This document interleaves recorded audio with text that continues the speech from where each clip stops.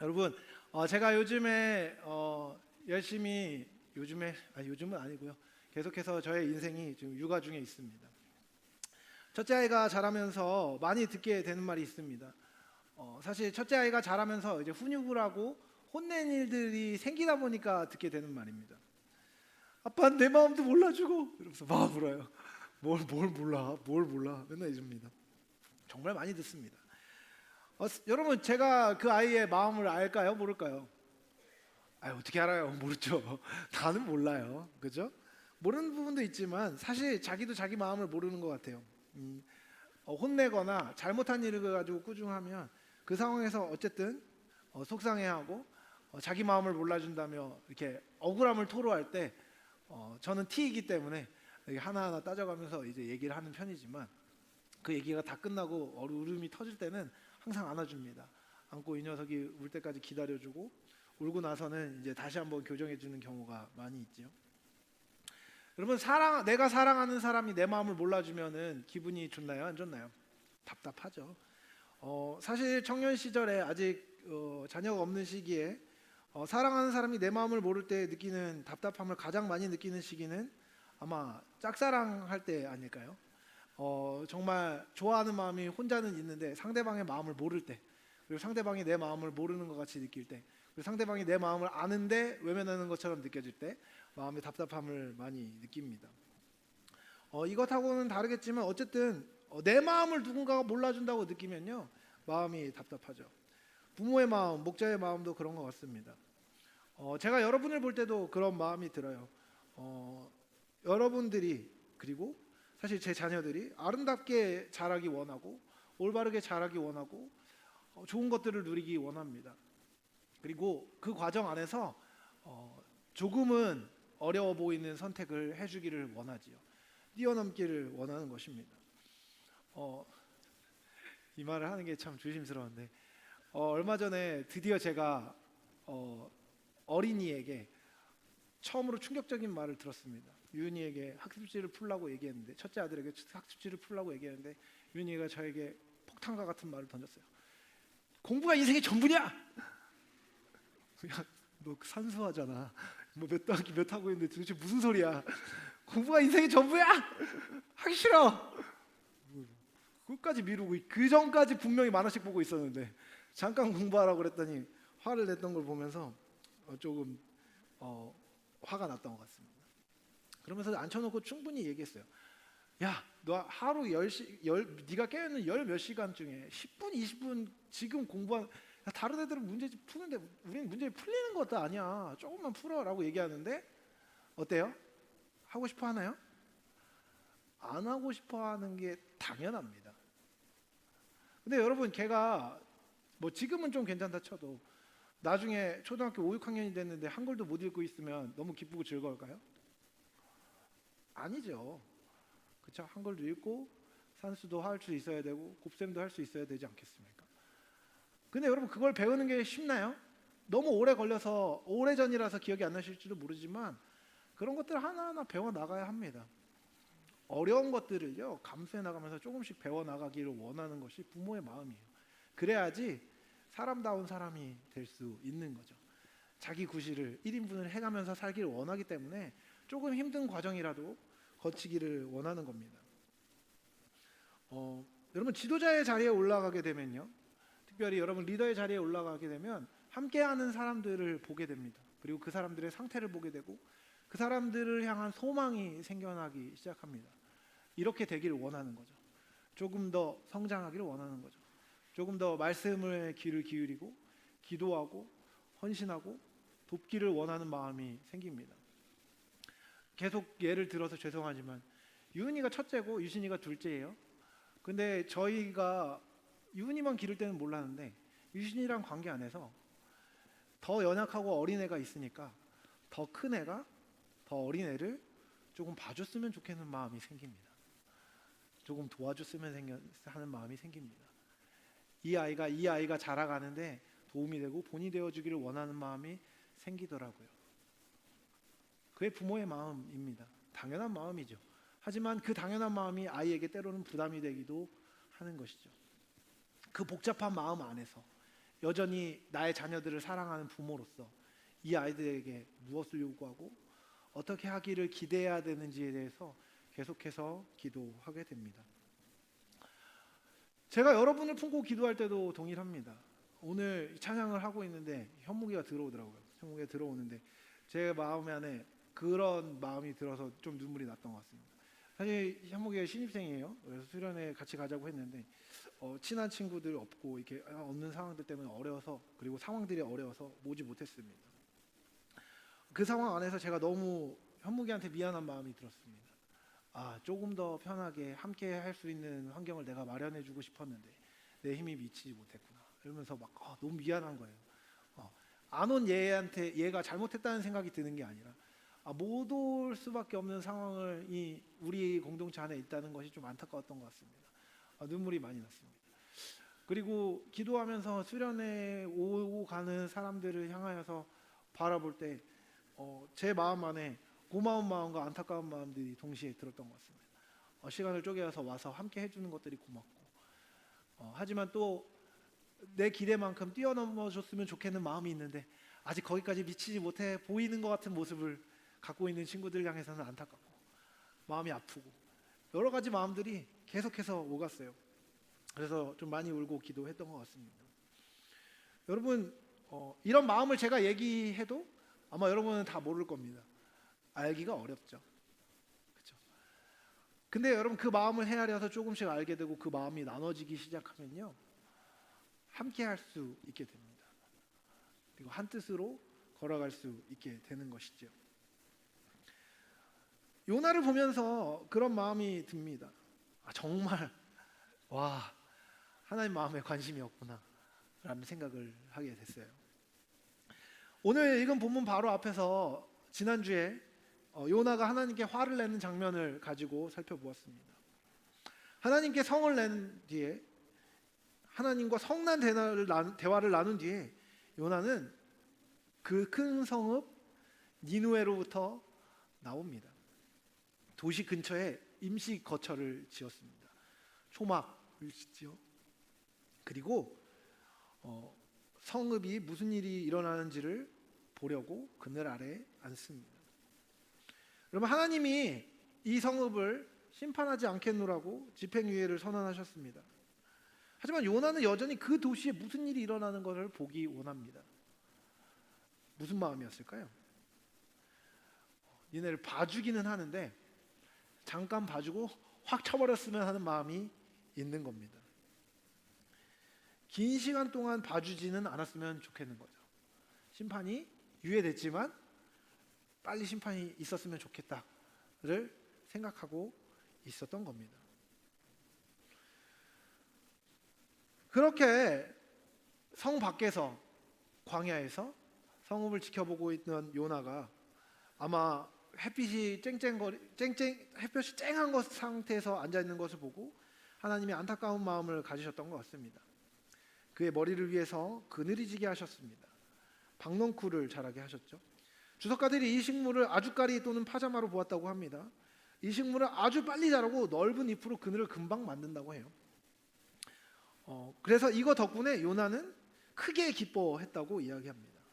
그러면 이 크게 기뻐했다는 이 히브리어 표현은요, 흐뭇하고 기분이 좋았다라는 의미인데 최상급 표현입니다. 그러니까 요나가 기분 되게 나빠서 밖에 앉아 있었는데 이렇게 딱 박넝쿨이 있어서 그늘이 딱 좋으니까 갑자기 기분이 딱 좋아진 거예요. 기분이 최상급으로 좋아진 겁니다. 갑작스럽게 말이죠. 여러분, 요나는요, 이렇게 작은 행운, 작은 은혜가 내려졌을 때도 너무너무 기뻐했습니다. 그리고 그 은혜를 조금 누린 뒤에요, 하나님께서 벌레를 보내서 식물을 갉아먹게 하십니다. 그리고 그렇게 갉아먹은 뒤에 식물이 시듭니다. 그러니까 해가 뜰 때 하나님이 동풍을 예비하시고 해가 요나의 머리에 쪼일 때 그것을 막아줄 것이 없으니까 요나가 화를 냅니다. 혼미해서 외칩니다. 사는 것보다 죽는 것이 내게 낫습니다 라고 얘기합니다. 이거 되게 언제나 개혁개정에는 품위 있는 표현으로 나오죠. 나 죽어, 나 못 살아, 이럴 바에 나 죽겠어 얘기를 계속 하고 있는 겁니다. 요나는 왜 이렇게 되는 일이 없는지 불평합니다. 사느니 죽겠다. 요나가 화를 내고 있는 것이죠. 이때 하나님 말씀하십니다. 야, 네가 아무 일도 안 했는데 나고진 박넝쿨 때문에 지금 나에게 화를 내는 거니? 그것이 없어진 게 화가 나니? 그런데 네가 이 하룻밤에 났다가 하룻밤에 말라 죽은 이 박넝쿨도 아끼는데 이 큰 성읍에 있는 이 니느웨에 있는 사람들을 내가 아끼는 게 이상하냐? 라고 하나님이 물으십니다. 그리고 요나서는 끝나는 것이죠. 열린 결말. 예, 질문하고 끝납니다. 여러분, 오늘 읽은 본문에서 요나는 어떤 상태입니까? 삐졌습니다. 삐낀 거죠. 왜요? 내게 없어졌기 때문입니다. 내 그늘이 없어졌기 때문입니다. 그는 그 그늘을 자기 걸로 여겼습니다. 그는 자기 것을 빼앗긴 것에 화를 냅니다. 누구에게요? 하나님께 말입니다. 자기가 수고해서 확보한 게 아니라요, 자기가 있었는데 그곳으로 박넝쿨이 드리워졌고 그것이 허락되었는데 그것을 허락하신 분이 그것을 뺏어가자마자 화를 냅니다. 여러분, 어떻게 이렇게 화를 낼 수 있는 겁니까? 간단합니다. 자기에게 주어진 기회는 당연한 것으로 여겼기 때문입니다. 반면 다른 사람에게 주어진 기회를 부당한 것으로 여겼습니다. 전형적으로 내로남불식 생각을 하고 있었던 것입니다. 결국 그는 자신이 긍휼히 여김을 받았다는 것 자체를 잊어버린 겁니다. 여러분, 요나에 대해서 한번 생각해 볼까요? 하나님께 화를 낼 수 있는 자격이 있습니까? 먼저 애초에 그는 하나님의 명령을 거부하고 멀리 떠났습니다. 거기서 돌이킬 기회를 받았고 용서받았고 또 기회를 받습니다. 긍휼히 여김을 받았던 것이죠. 하지만 그는 어느새 그것을 잊어버립니다. 여러분, 긍휼히 여김을 받았는데 그것을 잊어버린 사람이 다른 사람을 사랑할 수 있을까요? 다른 사람을 용서할 수 있을까요? 다른 사람을 용납할 수 있을까요? 아닙니다. 그에게는 사랑도 하나님을 경외함도 없었습니다. 그렇기 때문에 미워하는 것은 그가 선택할 수 있는 가장 자연스러운 선택 가능함이었던 것이죠. 여러분, 그가 느낀 부당함, 다시 말하면 이게 내 거였는데 뺏긴 거예요 라고 말하는 것은요, 그 자체로 정당한 감정이 아니었습니다. 그에게는요, 그것의 정당성 여부를 가릴 수 있는 자격 자체가 없었습니다. 그것에 더하여서 여러분, 그는요, 니느웨가 잘했는지 못했는지를 판단할 수 있을지언정 니느웨 백성의 죄를 심판할 수 있는 자격은 없었습니다. 요나는 니느웨 백성들의 창조주가 아니었고 그들과의 관계에서 책임 있는 자리를 갖고 있는 사람도 아니었습니다. 그랬기에 그는 그들을 그냥 미워했습니다. 미워할 수밖에 없었죠. 요나의 눈에는 그들의 악독함을 생생하게 볼 수밖에 없었습니다. 여러분, 사랑하면 방법을 찾고 미워하면 이유를 찾는다는 말 제가 몇 번 한 적이 있는 것 같습니다. 요나는요, 그들을 사랑하여서 그들을 구원하거나 그들을 도울 방법을 찾은 것이 아니라 그들을 미워했기 때문에 그들을 계속 미워할 수밖에 없는 이유를 찾았고 그 이유를 부여잡고 그들을 계속해서 미워했습니다. 여러분, 그가 이렇게 미워하고 있을 때 하나님이 하신 말씀이 있습니다. 니느웨 백성을 향한 하나님의 마음은 무엇입니까? 여러분, 하나님이 어떤 분이십니까? 여러분, 하나님은 어떻게 알고 계십니까? 하나님은 거룩하시고 능력이 많으시고 영광스러우신 왕이십니다. 한없이 크고 광대하시고 존귀하신 만왕의 창조주이시며 만왕의 왕이신 것입니다. 그렇게 하나님은 모든 것을 향한 권리와 책임을 갖고 계십니다. 그렇기 때문에 그분은 니느웨의 죄와 허물에 대해서 책임을 묻기에 부족함이 없는 의와 질서와 권위를 동시에 지닌 분이십니다. 그런데 여러분, 그런 그분이 지금 니느웨를 어떻게 보고 계십니까? 그 성의 좌우를 분별하지 못하는 사람이 12만 명이라고 이야기합니다. 이것은 어린아이만 12만 명이란 이야기가 아닙니다. 오히려 하나님 눈에는요, 니느웨가 아기 같았던 겁니다. 영적으로 눈멀고 길을 잃고 폭력과 악독 가운데 지내는 악인이자 죄인인 니느웨를 하나님은 눈멀고 좌우를 분별 못하는 어린애에 불과하다고 이야기하고 계신 것입니다. 그들을 하나님은 민망히 여기시고 불쌍히 여기고 계십니다. 마치 더 큰 형에게 동생의 허물을 덮어주라고 얘기하는 부모님처럼, 애들이 그런데 어떻게 하니? 애들이 지금 그런 상태인데 어떡하니? 내가 걔네들을 아끼는 게 이상하니? 라고 하나님이 요나에게 이야기하고 계신 것입니다. 물론 하나님이 요나를 통해 선포하신 니느웨를 향한 심판의 메시지는요, 하나님의 뜻이었습니다. 그들의 죄를 하나님은 심각히 여기셨습니다. 그리고 그것을 판단하시고 그것에 대한 대가를 물으셨습니다. 맹목성과 지식 없는 상태로 죄를 계속해서 짓는 것이 그들의 악이 정당화될 수 없다는 것은 너무나 명확했습니다. 하지만 하나님은 그들에게 기회를 주기 원하셨습니다. 하나님은 죄를 미워하시지만 그들이 죄 가운데 계속 있으며 고통당하는 것을 즐거워하지 않으셨습니다. 오히려 안타깝게 여기셨습니다. 하나님은 그들을 불쌍히 여기셨고 그들을 누구보다 잘 아셨습니다. 그래서 오래 참으시는 하나님은 그들에게 기회를 주시고 계속해서 그들을 향해 기다리고 계신 것입니다. 이걸 보면서 제가 생각난 어떤 한 부류의 사람들이 있었습니다. 바로 자기가 모든 것을 알고 있다는 태도를 가진 어린 학생들이었습니다. 여러분, 그런 얘기 들어본 적 있으신가요? 학부생 때, 특별히 2학년 때는 자기가 자기 분야에 대해서 모든 것을 다 알고 있다고 착각합니다. 3학년, 4학년이 되면서 졸업할 때쯤 되면 내가 아는 게 없는 것 같은데? 라는 생각을 하게 되죠. 대학원에 들어가면 마침내 비로소 깨닫게 됩니다. 내가 아는 게 진짜 없구나.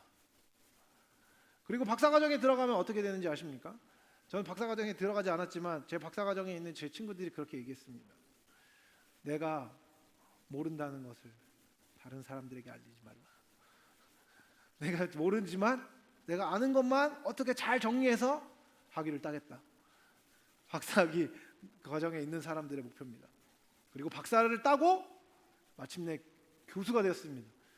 제 친구, 제 후배들 중에 교수가 있는데 그 아이들이 이렇게 이야기했습니다. 내가 모른다는 것을 숨기고 이야기할 수 있는 능력을 갖고 있다라고 말입니다. 여러분, 근데요, 이렇게 더 과정을 밟아가고 있는 과정 안에서 학부 2학년생을 만났다고 한번 생각해 보십시다. 그 2학년생이 교수님한테 이렇게 이야기하는 거예요. 자기가 읽은 책을, 제가 어떤 책을 읽었는데 이 책에서 이렇게 하는데 교수님 얘기하고는 다른 거 아닌가요? 이렇게 물어봤을 때 교수님이 느끼는 감정은 무엇일까요?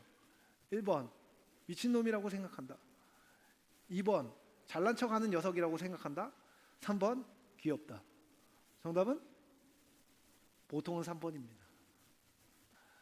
여러분, 같은 나이 또래인 사람들은요, 그 꼴이 좀 보기가 싫습니다. 왜 별로 알지 못하면서 잘난 척하는 것 같지? 이런 생각이 드는데 그 격차가 너무 커지면 귀엽습니다. 그래, 그렇구나, 이렇게 얘기해 주실 거예요. 아마 너 그렇게 생각하는구나, 뭘 읽었나 보구나, 열심히 하고 있구나, 그래, 좀 더 읽어봐, 좀 더 생각해봐, 이렇게 얘기하는 게 선생님의, 교수님의 모습일 겁니다.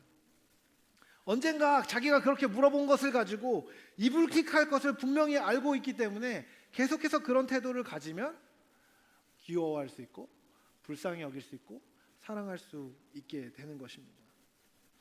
여러분, 근데요, 관계가 멀어져 있는 사람, 아니면 그렇게 잘난 척하는 것들이 꼴 보기 싫은 사람은 어떤 사람입니까? 그 사람을 향해서 여유 있는 마음으로 가지고 보는 게 아니라 그냥 겉으로 나오는 상황만 보는 사람들은 보기 싫을 수 있습니다. 싫을 수 있습니다. 그 태도가 옳지 않다는 것은 맞기 때문이죠.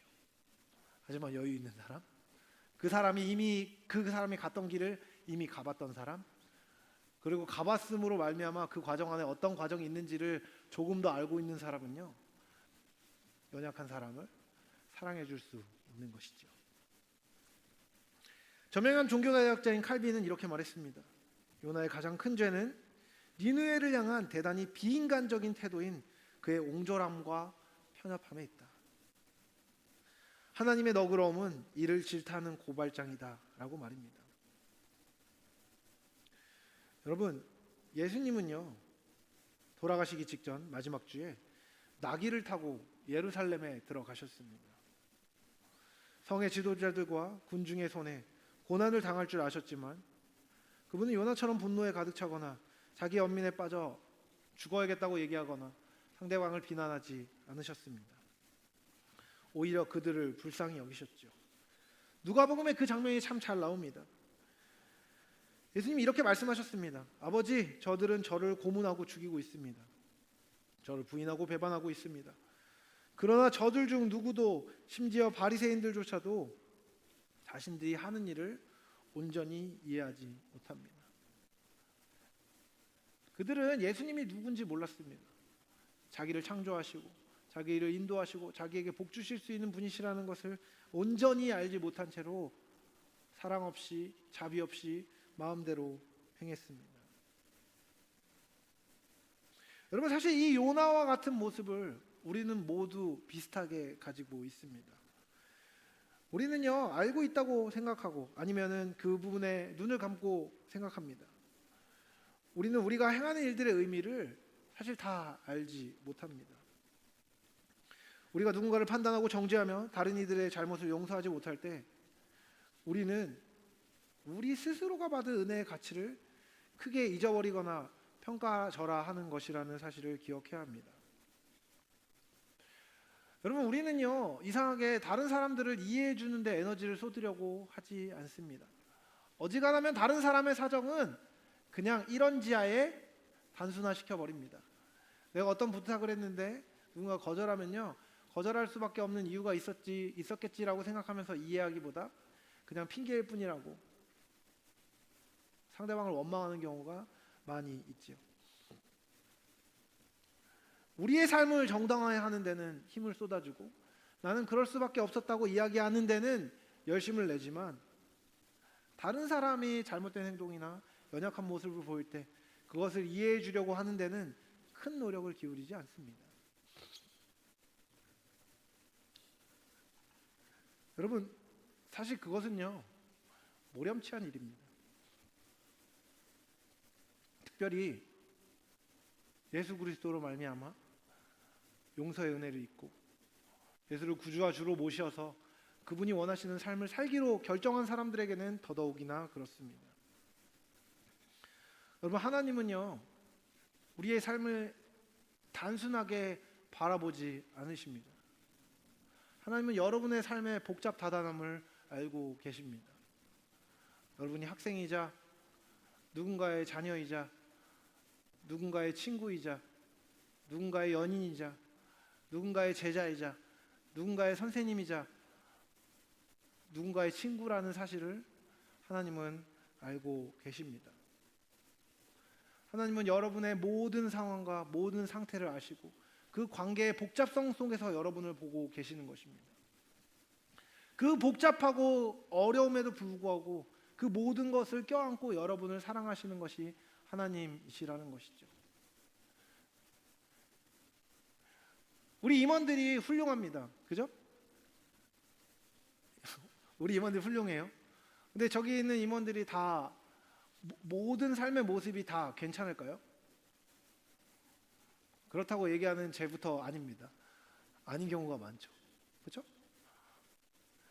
교회에서 임원의 자리에 있을 때 열심히 섬기고 하지만 집에서 엄마한테 배은망덕하게 구는 경우가 있다는 것을 알고 있습니다.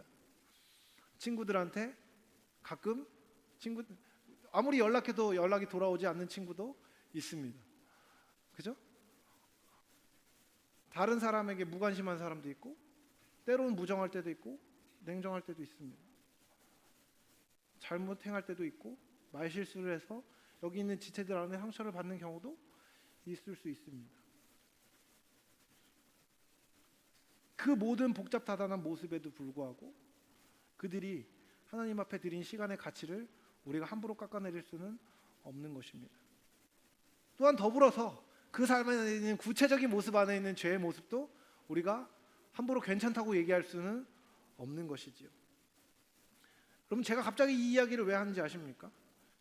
요나서를 공부한 한 사람이 이런 이야기를 했습니다.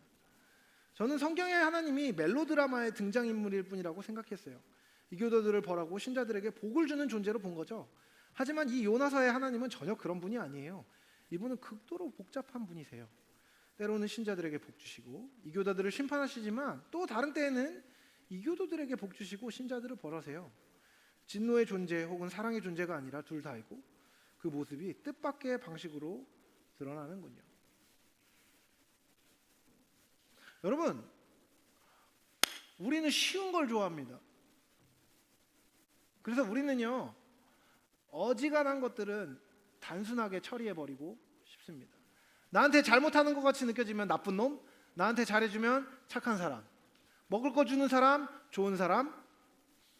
여러분, 이 먹을 거 주는 사람, 좋은 사람 누가 하는 말인지 아십니까? 유은이가 하는 말입니다.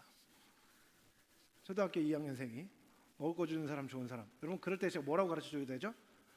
너한테 맛있는 거 주는 사람 함부로 따라가면 안 돼. 일반적으로 먹을 거 주는 사람 좋은 사람입니다. 근데 여러분, 먹을 걸 주는 것이 그렇게 그렇게 단순한 게 아니라는 것을 어른이 되면 알게 됩니다. 인생은 단순하지 않습니다.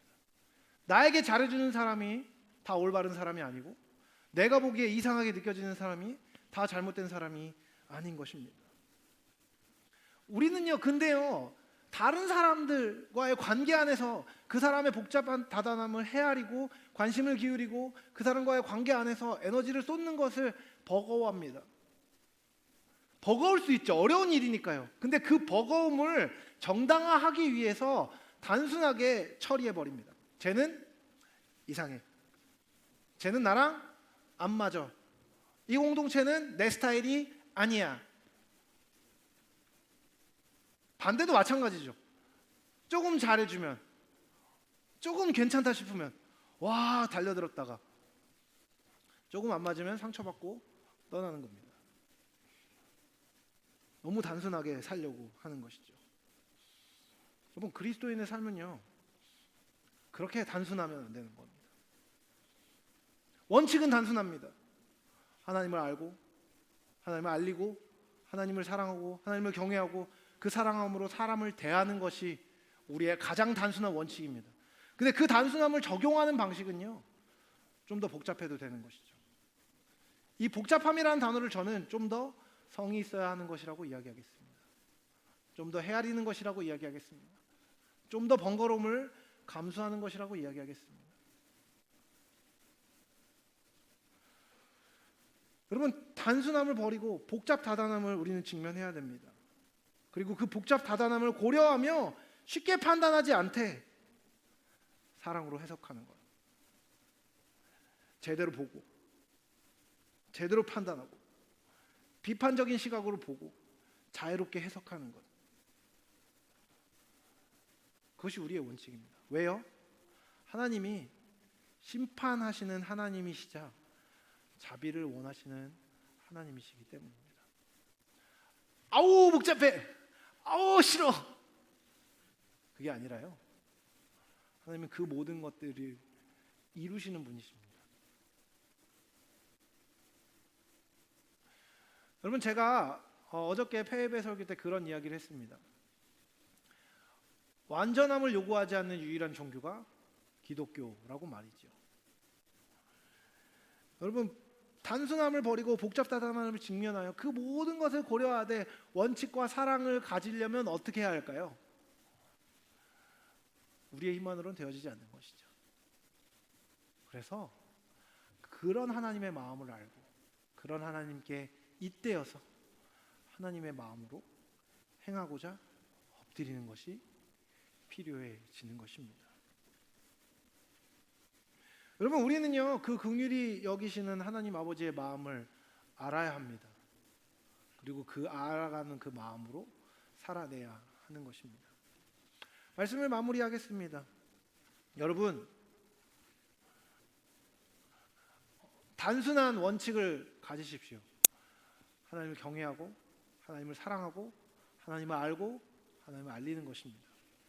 그 외에 다른 것은 없습니다. 근데 그 원칙을 적용하는 데 있어서 여러분 성의껏 행하십시오. 여러분의 사명이 그것입니다. 세상을 향해 아버지의 마음을 가지고 나아가는 것입니다.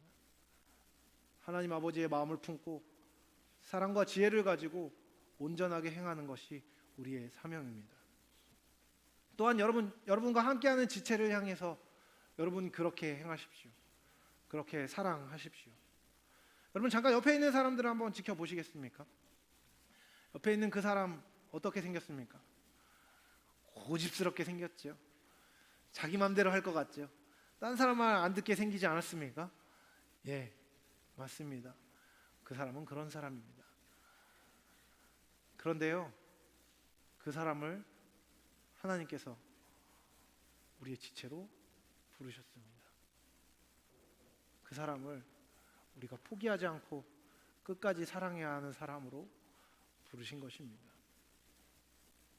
단순하게 보면 쟤는 내 스타일 아니야, 쉽게 멀어지고 싶죠. 쉬운 선택입니다. 예수님은 그런 선택을 하지 않으셨습니다. 하나님은 그런 선택을 하라고 말씀하지 않으셨습니다. 하나님은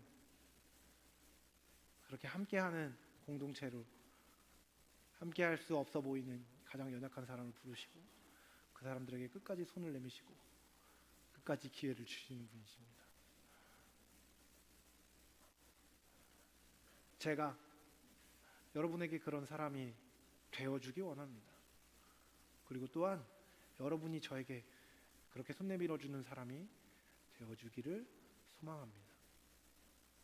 그 공동체를 이루는 것이 주님의 뜻입니다. 긍휼히 여기시는 아버지의 마음을 기억하십시오. 그 마음이 될 것 같지 않아 보이는 이 어려운 삶의 원칙의 해결책입니다. 그 해결책을 붙잡고 함께하는 하나님의 마음을 알아서 참되게 살아가는 저와 여러분이 되길 사랑하는 주님의 이름으로 축복합니다.